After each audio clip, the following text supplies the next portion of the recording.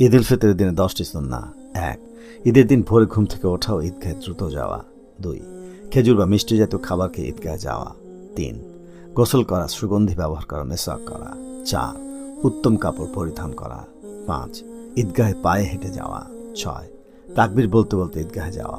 আল্লাহু আকবার, আল্লাহু আকবার, লা ইলাহা ইল্লাল্লাহু, আল্লাহু আকবার, আল্লাহু আকবার, লিল্লাহিল হামদ। 7. যে পথে ঈদগাহে যাওয়া হয় সেটা বাদ দিয়ে অন্য পথে বাড়ি ফিরে আসা। বিকল্প রাস্তা না থাকলে রাস্তার যে পাশ দিয়ে ঈদগাহ গিয়েছি তার বিপরীত পাশ দিয়ে বাড়ি ফিরব। 8. ঈদের দিন যথাসম্ভব হাসি খুশি আনন্দিত থাকা। 9. উন্মুক্ত স্থানে ঈদের সালাত আদায় করা, তবে সেরকম কোনো জায়গা পাওয়া না গেলে আবদ্ধ জায়গা বা মসজিদেও সালাত আদায় করা যাবে। 10. একে অন্যকে শুভেচ্ছা অভিনন্দন জানানো।